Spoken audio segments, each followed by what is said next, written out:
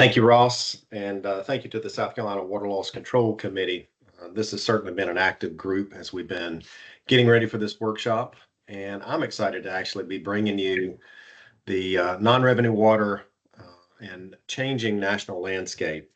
I've been presenting on some of these topics for quite a while, and some of you have heard some of this from me, but I just want you to put it all together. It's really compelling of what's been going on. For those that don't know me, I'm Steve Cavanaugh. I chair outreach for the IWA National Water Loss Control Committee, and I sit in on several water loss control committees across the U.S. So, kind of to get started, I wanted to share this graphic, which is really compelling, and that is that the water loss timeline for the last 30 years has been extremely busy. If you can see there, from 1991 to 2024, we're just running out of slide. We're going to have to bring this in a little bit in font size.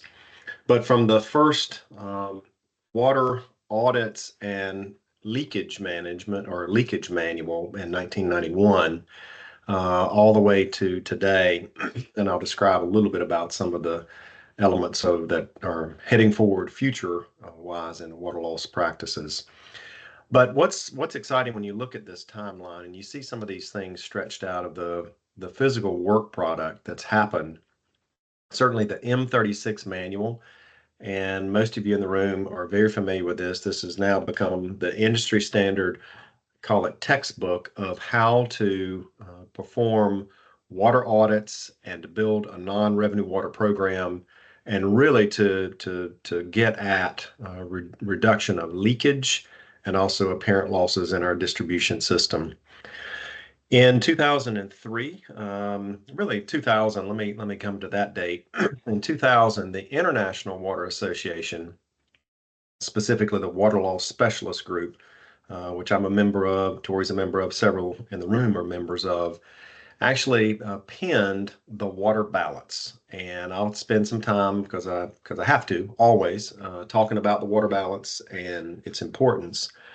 But it occurred really as a result of a lot of the UK water systems were running out of water, and many of the hydrologists and professionals and hydraulic engineers got together and realized that this reporting on an assumption of volume supplied minus billed volume, and then working that as a percent unaccounted for, just really wasn't serving anyone. And that truly was a balance, a top-down water balance that could be established for each water utility. Well, in 2000, we adjoined that. The Water Loss Control Committee of IWA wrote a committee report. We adopted that concept, and that's what you're seeing here with this blue and red and orange and green.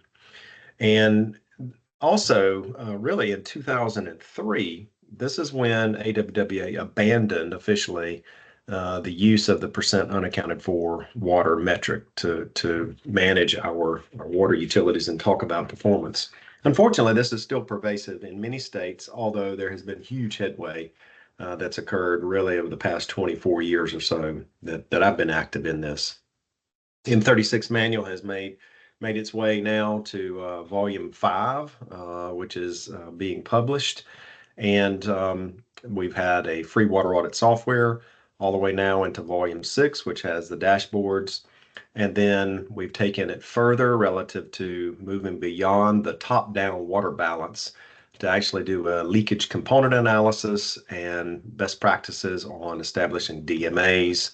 And then certainly as states have been starting to change their water use reporting forms and push more towards the IWA free water audit software, there's been a critical importance of validation, of really leaning in and making improvements to the reliability of the data that is being reported. So a few things that have been happening. This map is really compelling, and that is that we are now about to do our 6th fully dedicated water loss control conference, the North American Water Loss Conference, with the first one being in 2015.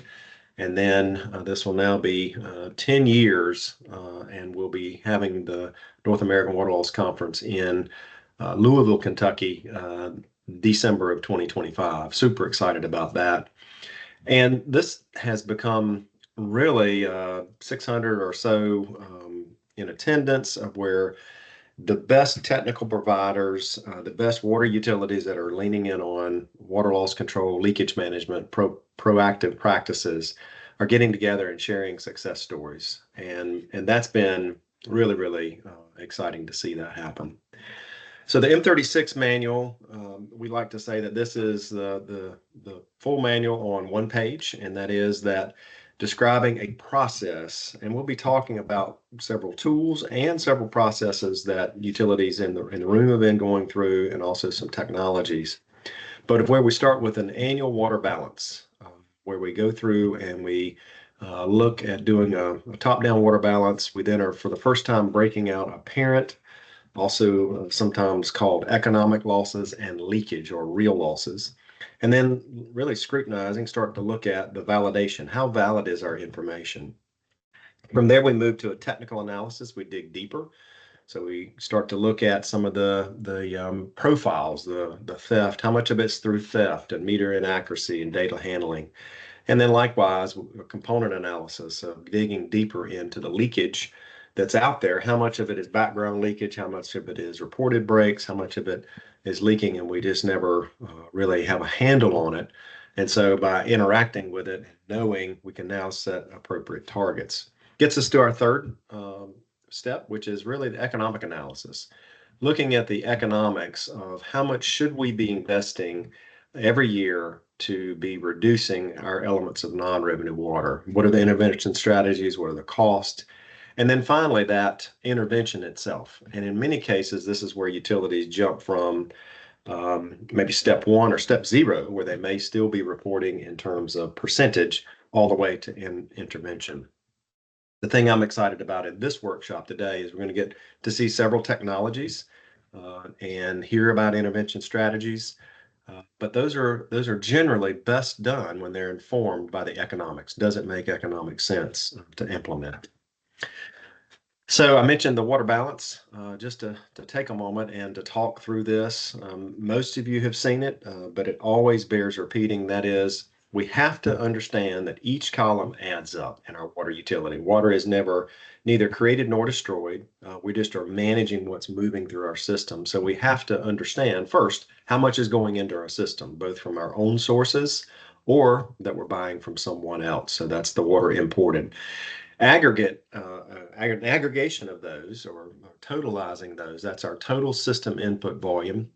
And you'll see parenthetically, allow for known errors. And this is where we actually would apply a correction to that input volume based on inaccuracies in the supply meters through meter testing. Some of that water we're exporting out that never gets into our distribution system, and then the remainder of that water is our water supplied. So if we then look at total volume into our system, or water supplied, and then we have our authorized consumption. This is both billed and unbilled authorized consumption. Again, important word there, pivot word is authorized. Of our billed authorized consumption, this is typically the numbers that you're accustomed to, that you're familiar with, and that is our customer meters, our billed water that's metered. Typically, this is our largest element of our revenue water, the billed authorized consumption. And then we also have billed unmetered consumption. Some examples of that are flat rate accounts of where there's actually a bill that gets delivered out based on some form of an estimate or some methodology for calculating that. Also included in the authorized consumption is unbilled authorized. This is both metered and unmetered. Examples of metered consumption might be a meter that's on a park, as an example, and it's metered, but it just never really gets a bill because it's a part of the facilities. The unbilled unmetered are typical uses like flushing, like fire hydrant usage that's authorized out there in the distribution system. So it's unbilled, unmetered. Now we're maybe starting to estimate it by tracking it, but it still is an unbilled but authorized category. This is the first component of the non-revenue water piece that we really want to make sure we're describing is that unbilled but authorized consumption. If you take volume of water that's supplied into distribution minus our authorized consumption, that gives us water loss. And water loss in many cases is where utilities have been stopping short and they're sort of lumping it together and now saying, okay, well, let's go replace all our meters because that must be where our water loss is, or maybe it's leakage out there. So it takes another step in the water balance to actually get an informed estimate of our apparent losses. What are apparent losses? It's the water that reaches a customer, but it's not properly measured or billed. And in that, it's things like theft, as an example, some people helping themselves, customer metering inaccuracies, systematic data handling errors, an error that happens between the time that the meter is read and then the time that the bill is actually sent out. So if we take our water that's supplied minus our authorized consumption minus our apparent losses, that's where we get to leakage. This is real losses. This is the water that never reaches the customer. It leaks out from the distribution system. And this is water that many of us are first thinking about as it relates to losses in our system is, well, it must be leakage. And then let's go employ some of these technologies and go find the leakage. You can see a challenge if a lot of our loss was apparent loss and we're out there chasing a little bit of leakage, or conversely, where most of our loss is in real loss in our distribution system, but we're trying to embark upon a major meter changeout program. So again, important to point those pieces out. And this is really the backbone of everything building a program. So a little bit more on the software that's out there. That water balance I just went over is actually tabulated in the free water audit software. It has been an incredible number of downloads. This is a very dated slide. It's probably now in the 10,000. It's reaching worldwide. Certainly through the things that we are bringing back to the water loss specialist group, pushing information out there, a lot of downloads of the software. And probably the next version is going to be a web-based version, and certainly an update to the water audit reference database. So I want to go back to that big picture, and I talked about the balance, but I also want to make sure that we are spending a little bit of time talking about reliability. And this has been a big deal as more and more states have been moving towards promoting these best practices, that it's not just filling out the spreadsheet. It's not just filling out the free water audit software, but also looking at uncertainty in our data. So if you look at it, of course, data quality matters. And obviously, if we have that garbage in equals garbage out, the inaccuracy and uncertainty in inputs obviously equals that in the results. Of starting to break break down those sources of errors. Many of you have heard one of our partners, Will Jernigan, talk about gremlins, where the gremlins can surface and so forth. And many spots, highlighting a few today in the instruments and the databases where the data is stored, people and processes that have been inherited and passed down, and certainly missing information. What I'm excited about is that there now has been a process, a level 1 validation process that has been published by the Water Research Foundation. It then was updated when we had version 6 of the software. And it basically says this is the minimum rigor that we will go through in evaluating and scoring or rating the data in the free water software. And so that rigor includes making sure that instead of just getting one number of how much water did we put into our distribution system and calling up the plant, and we hit the summary and then we see, well, that was 1.6 billion or 1,600 million gallons of water that was delivered to distribution. That's not good enough. There's errors that can creep in. There can be times when the meter information was incorrect. We need it broken down by month, by meter. And the same for our import water, the same for export. And then also on our metered consumption, broken down by month and use and billing code. And when you do that, you start really seeing for the first time where there's some baked in errors, because if it was a single number, many times we'll see that that's 13 months of supply data versus 12 months of billing data. So let's just think about that. 13 months of supply data and 12 months of billing data. What would that do in your estimate of leakage in a distribution system? Exactly. It's going to be higher. So now you're out there reporting something and you're chasing something, maybe purchasing equipment or strategies or process that's based on erroneous data.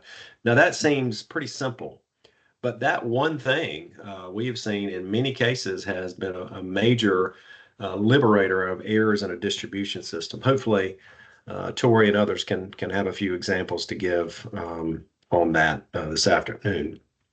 Some supplemental data is very important is customer meter inaccuracy.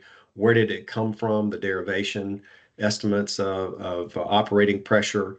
And then to help us on a cost standpoint, to really put the value of our non-revenue water, both apparent and real loss, is value of our retail rate, and also what does it take us to produce that next unit of water or that variable production. And then just a reminder, our leakage is valued at our variable production cost, and our apparent loss or commercial losses are valued at what we could sell that water for. We always like to see a schematic because many times we'll see that there are metering points or supply points that are left off. And where is the boundary? Describing where the boundary of our distribution system is, a lot of errors we find there.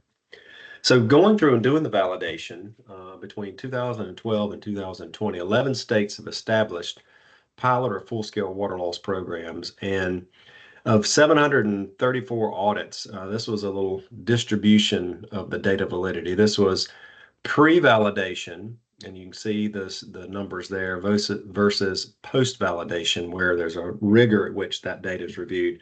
A very nice bell curve, if you will, more statistical significant curve, and showing us what that distribution looks like. But it's a tightening, and it's more informed accuracy of what that information is. So I want to now move to what we see of water utilities doing of really taking positive steps forward, and that is they are building a robust team. They bring their water loss control team, and it's not just the water audit guy or the water audit gal, and it involves everybody. You can see some of the areas here: operations, finance, public works director. Many of you are in the room today, really learning and trying to improve. And as you get the team together, there's communication, and you're gonna find things that you may have been missing for years, that you've been out there chasing ghosts, or you've been really providing information the way you were taught or the way you inherited. So as this team gets together and they start working on elements of their non-revenue water program, they really are building a best-in-class water utility, because it's the way you do business, and it also gives you a robust way to report back the improvements that you're making to your distribution systems.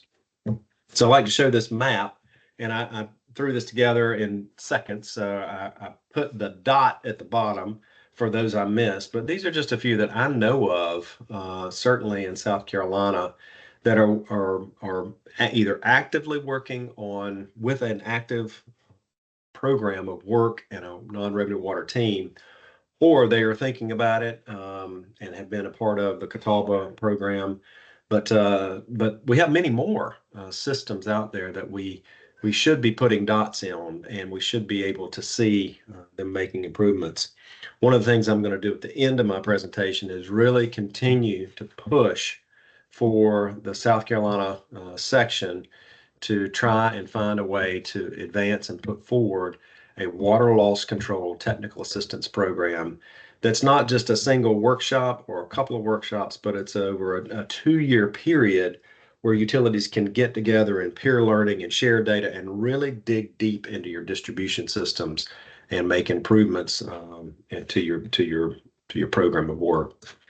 So I want to also now sort of continue us on this journey, if you will, of making steps and sharing really from the intervention step is where I want to go now. We've talked in the past about cost benefit analysis, and the simple way of looking at it is until you go through and break down and do the technical analysis of your losses and understand the cost of those, it's too soon to really be advancing. But if when you do that and you find that the cost of leakage for our distribution system is maybe on an annual basis $50,000, then it's probably not, from an economic standpoint, it doesn't make a lot of sense to really invest $500,000 a year in advancing and moving.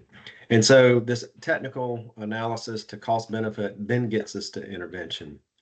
So what are we seeing out there on after a validation and steps of moving forward? What are the top things to improve and to build more evidence in your audits? And that is getting more information on our volume from on sources, test those source meters, both volumetric testing and also signal calibration. The second priority area is really in customer metering inaccuracies of starting to test some of your billing meters and across multiple time periods that those meters are placed in across multiple vendors to get you an understanding of what is the slippage in our distribution system. And then the third is the billed metered authorized consumption, really digging into your data systems. And hopefully we'll get a nugget or two there on billed metered authorized consumption analysis of really digging in and finding where you've got stopped accounts, zero accounts, anomalies in your data and reporting.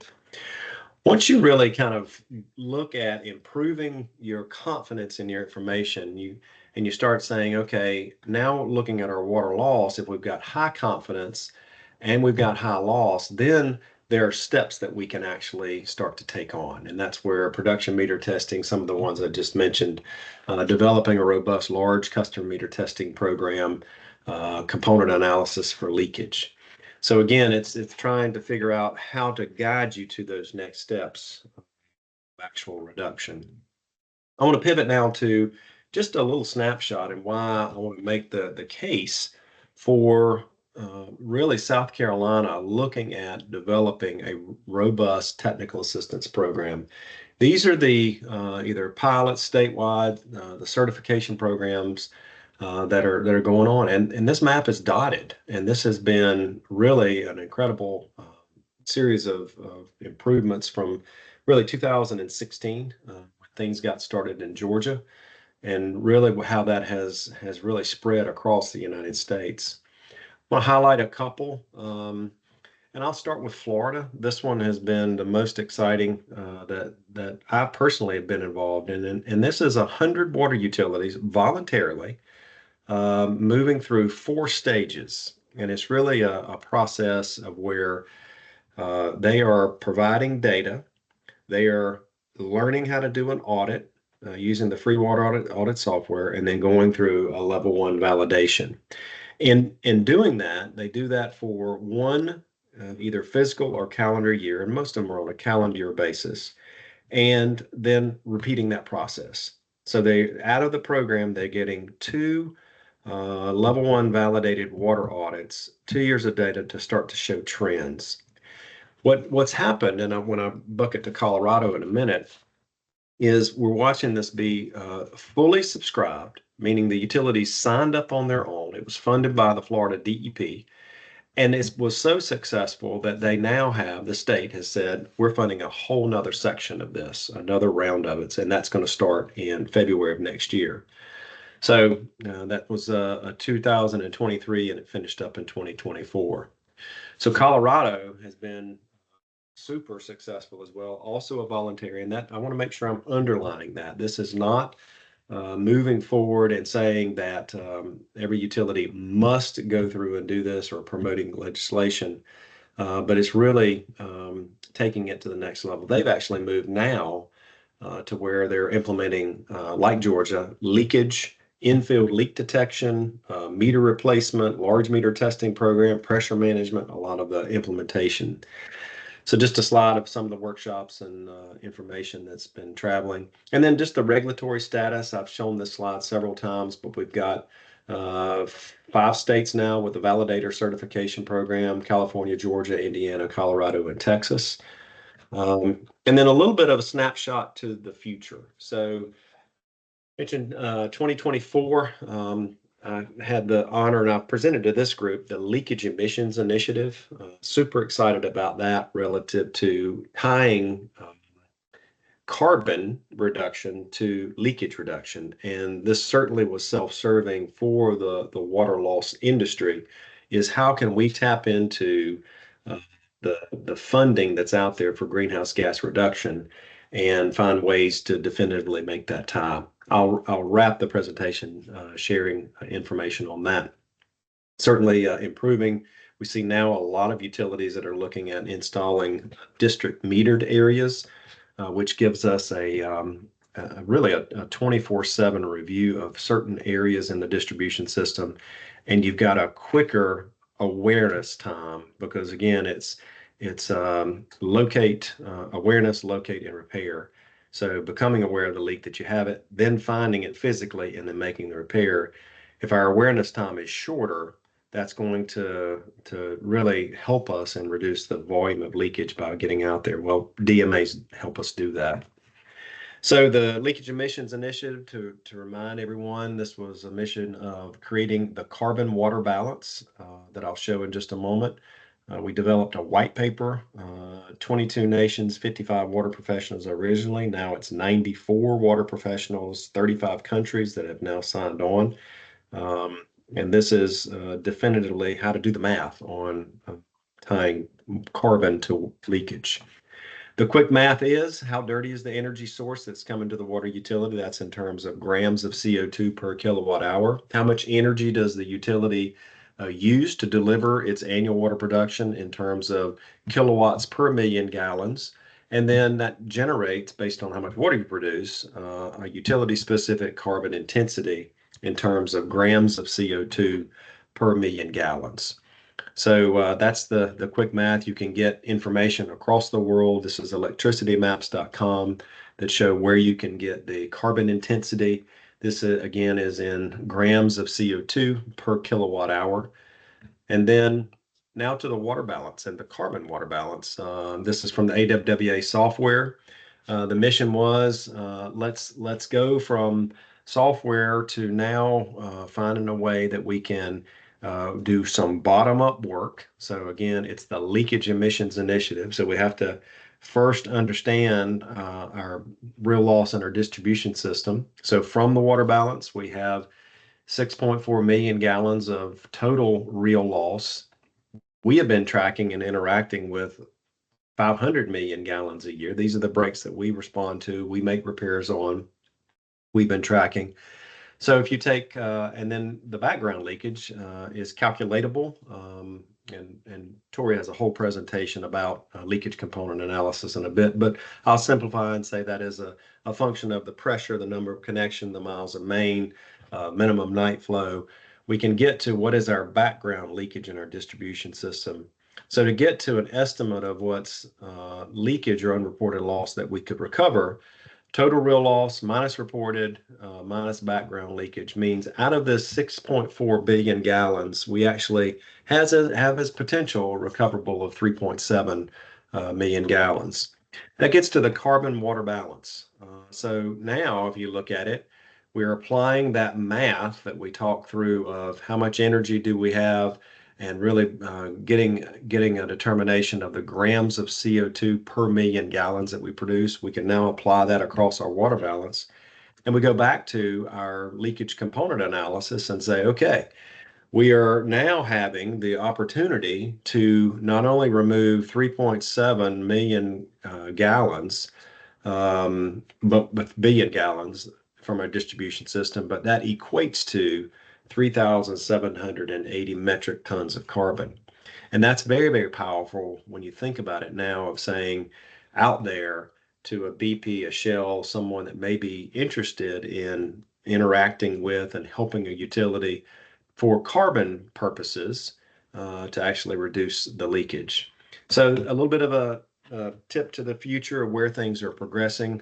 Maybe it goes to carbon leakage credits. We are having conversation with Gold Standard and Vera. These are verification bodies of trying to put in place the carbon leakage credit. And that may be a way that, again, we can leverage outside funding into our water loss and leakage reduction programs. So just a couple of things there. So again, it's been an incredible journey. Cavanaugh made the determination in really 2000 and 8, even though we had done work in the water loss and leakage field since 1997, but really to pivot the business to water efficiency and bioenergy. And so it's just been incredible to see the things that have transpired since that time with water utilities really leaning in.